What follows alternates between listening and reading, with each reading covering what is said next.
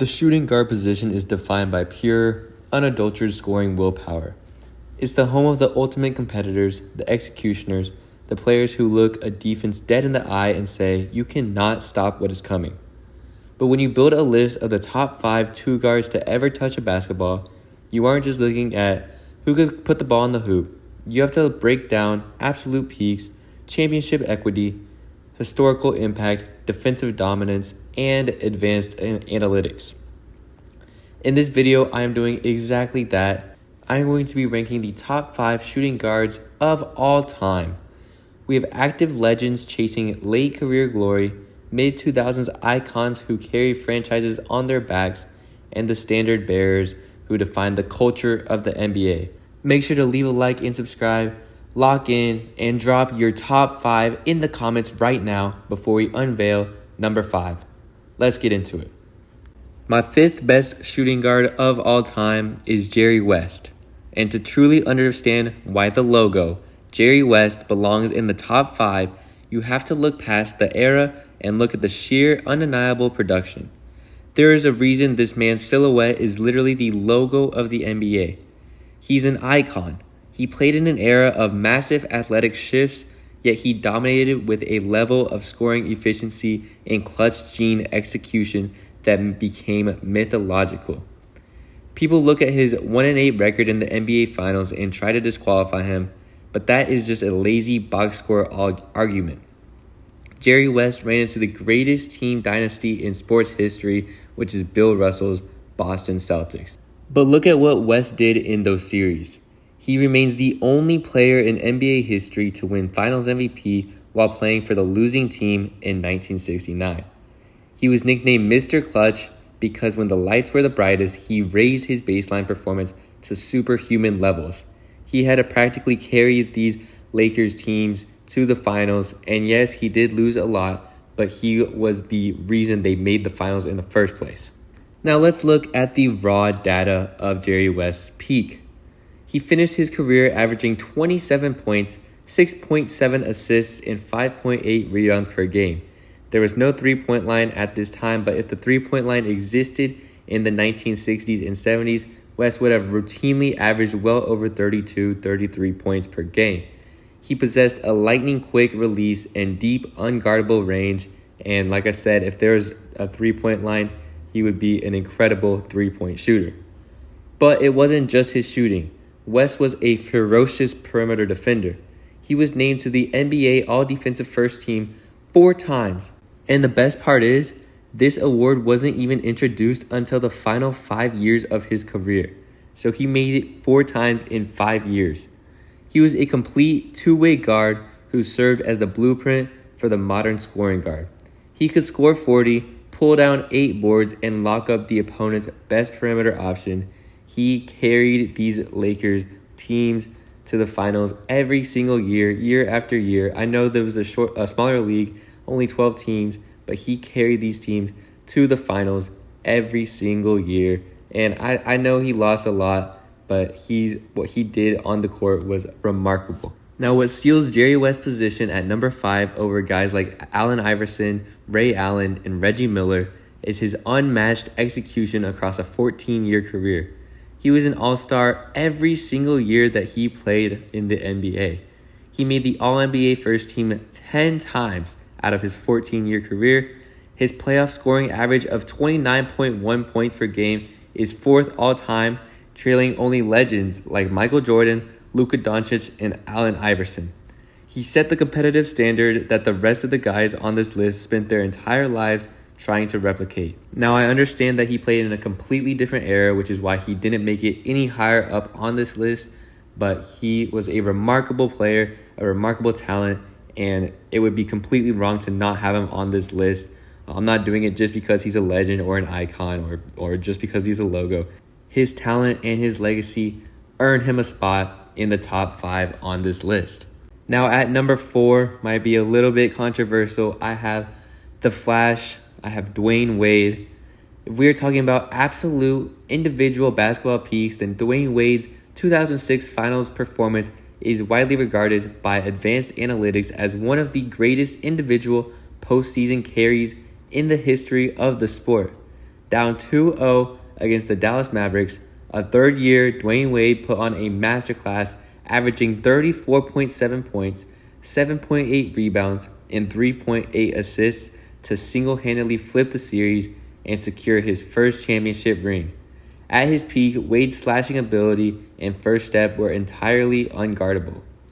Wade wasn't a traditional sharpshooter. He lived in the paint, manipulated defenses with one of the most lethal pump fakes in NBA history, and he used elite body control to absorb contact. But what truly separates Wade from the pack of Tier 2 shooting guards is his defense. Dwayne Wade is the all-time NBA leader in blocks by a guard. At 6'4", he protected the rim better than any backcourt player to ever live. And keep in mind, he played with Shaquille O'Neal for a little bit, and Chris Bosh. He finished his career with 3 championships, an All-Star Game MVP, a scoring title, and 3 All-Defensive selections. He gave you elite horizontal playmaking and vertical weak side rim protection. The nuance of Wade's career is that he willingly sacrificed his own statistical prime in 2010 to welcome LeBron James and Chris Bosh to Miami. He handed over the keys to the franchise to maximize winning, which led to 4 straight finals appearances and 2 more rings for Dwayne Wade. If Wade had chosen to remain the solo engine of his own team during those years, his career volume stats would look wildly different, but his willingness to optimize the team context around him cemented his legacy as a consensus top 4 shooting guard of all time, and I think most people probably have him top 3, but I have him at the number 4, and we probably know who's going to be at number 3 above him, but I have him at number 4 because he like I said, he carried it in 2006. He carried that finals, but he did have Shaq on his team as well, who also performed very well in the finals and just throughout that season. And then I'm not going to say he got carried at all, but I will say he had to team up with Bron and Chris Bosh to win 2 more finals, whereas maybe if he doesn't team up with them, he probably won't make the finals again, or especially not win one. We'll never know, and I'm not trying to hate or anything. It's just I'm calling it how I see it. I think Dwayne Wade's an incredible player, though, an incredible talent, and he does have an incredible legacy, an incredible resume, but I don't think is good enough to get to the top 3 just because of the talent that there is at the shooting guard position. At number 3 is the most polarizing, best offensive weapon of the modern era. We have James Harden, and this, I understand, is very controversial. It's been a debate for years. Who's better, James Harden or Dwayne Wade? Let me explain why I have James Harden above Dwayne Wade. And I do understand it's controversial. It took me a very long time to decide who to put above, what I valued more. Did I value championships or did I value player statistics more? And let me explain why. So you can love or hate his style of play, but you cannot debate the historical gravity of his offensive output. What James Harden did in Houston from 2017 to 2020 was a statistical anomaly that we literally hadn't seen since Wilt Chamberlain. He literally had records compared to Wilt Chamberlain, which is pretty much unheard of until now, where we've witnessing with Shea right now.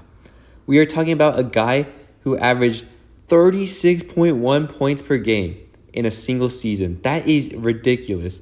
He completely isolated defenses. He weaponized the step-back 3 and manipulated the pick and roll at a level that forced opposing coaches to invent entirely new defensive schemes just to stop him.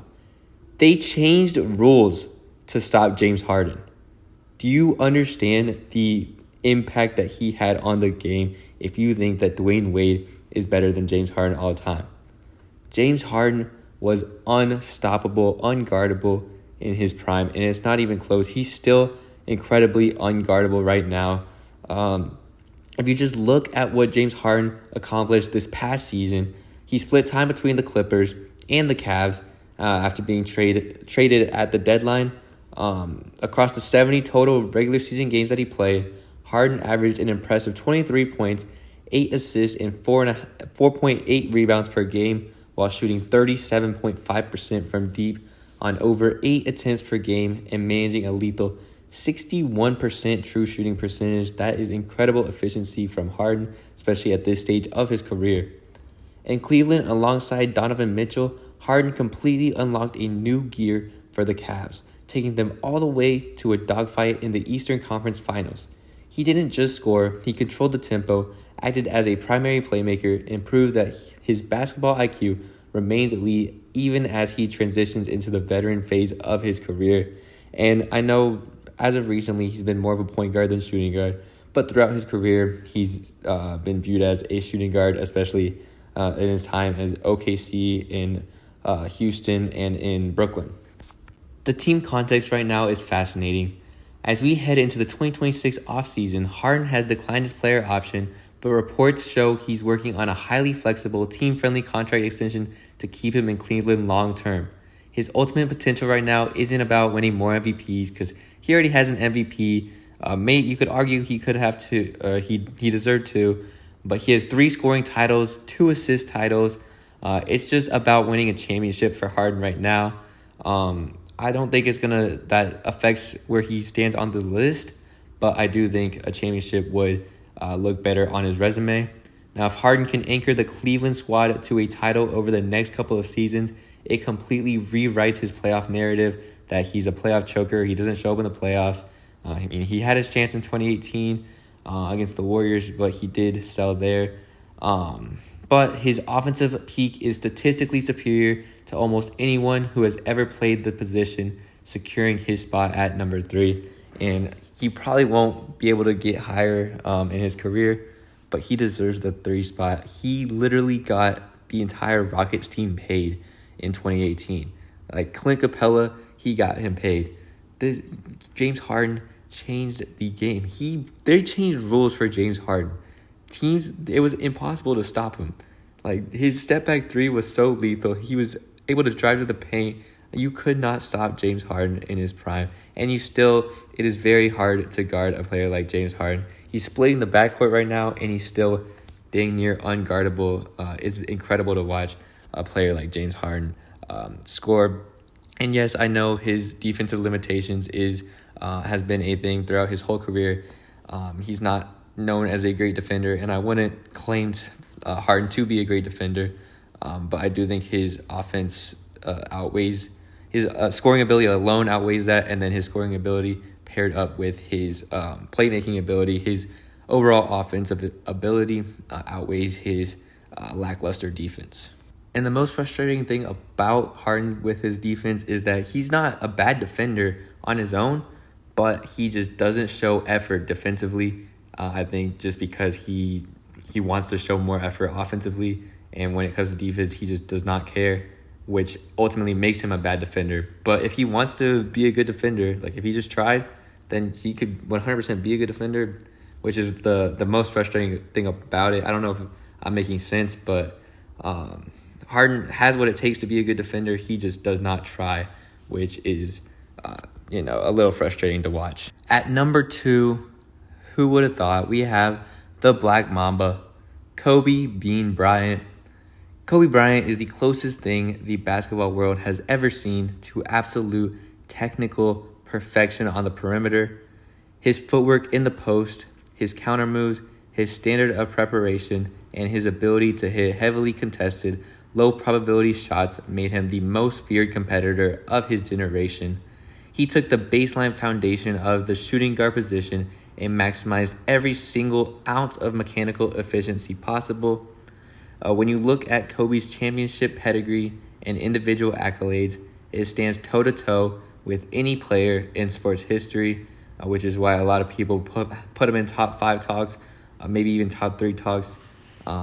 Maybe I'll make a video on my overall player rankings, and I'll let you know where I have a player like Kobe. But if you just look at his individual accolades, he's a 5-time NBA champion. He has 2 Finals MVPs. He's a 2008 NBA MVP, 11-time All-NBA First Team, and a 9-time All-Defensive First Team. Kobe didn't just dominate one end of the floor. He wanted to destroy you offensively, and then he wanted to pick you up full court and take your lunch money defensively. His 9 all-defensive first-team selections tie him for the most in NBA history, proving his relentless effort on both sides of the ball. Now, what makes Kobe's legacy so bulletproof is that he won across 2 entirely different eras with 2 completely different team contexts. And you can argue his first three-peat was more so carried by Shaq, as he didn't win a single Finals MVP. But the second one he completely carried, as his duo partner was Pau Gasol, who's an incredible player, but doesn't compare to Shaq.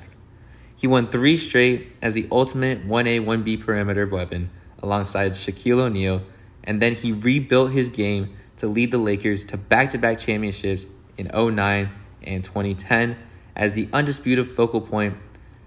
He spent 2 decades playing under the highest pressure imaginable in LA, and he walked away as a global icon and the clear-cut second greatest shooting guard to ever live. And I think he is cemented himself as the number 2 shooting guard. I don't think anybody should ever have him lower, and I don't think there's really room for him to be higher just because of the talent that's on this list and who we all know is at number 1 now. That's right, number 1 is the standard, the ghost that every single player in the modern NBA is chasing, Michael Jeffrey Jordan. There is no real debate here for the best shooting guard in the NBA. I feel like it's pretty obvious. Michael Jordan isn't just the greatest shooting guard of all time. For many, he remains the greatest basketball player to ever walk the earth. Jordan took a league that was transitioning into the global spotlight and completely weaponized it through a combination of athletic superiority, mid-range mastery, and a clinical, terrifying competitive drive.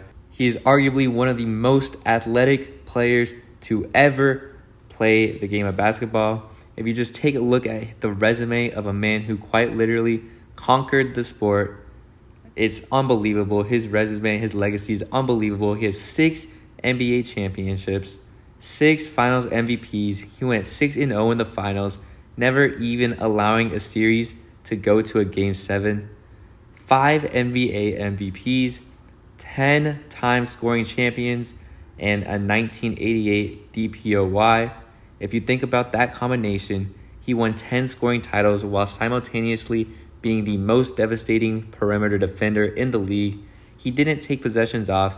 He orchestrated the triangle offense to perfection, utilized an unstoppable turnaround fadeaway, and he operated at an apex efficiency tier that has never been matched. Jordan absolutely changed the entire economy of the shooting guard position. Before him, conventional wisdom said you needed a dominant big man like Wilt, Kareem, or Bill Russell to win championships. Jordan shattered that philosophy. He proved that a wing player could control the entire flow, tempo, and defensive identity of a multi-championship dynasty. He three-peated twice. Nobody has ever done that since. There's only been 1 three-peat since that, and I don't think we're going to see another three-peat for a very long time. Jordan is the gold standard. He's the undisputed king of the 2-guard hierarchy and the firm number 1 on this list. And I feel like this was pretty undisputed, the top 2 at least. But the rest, you could obviously, I understand why there's debates for them. But Jordan is still considered to be the GOAT in many people's eyes. And if you don't have him at number 1 on your shooting guard list, you're doing something wrong. If you don't have him, though, I'd like to hear your opinion and hear your reasoning. But I do think Jordan is the undisputed number 1 here. But other than that, that is my definitive top 5 shooting guards of all time. From the timeless brilliance of Jerry West through the peaks of Dwayne Wade and James Harden's modern offensive masterclass to the mountaintops of Kobe and MJ. Now, do you guys think Harden's impact and his efficiency metrics justify him over Dwayne Wade at 3? Is there any universe where Kobe challenges Jordan for you? Let me know your full top 5 list down in the comments below. If you enjoyed this deep dive video, make sure to hit that like, subscribe button to this channel, and make sure to turn on notifications so you don't miss any more of my posts, because I do be posting daily NBA content.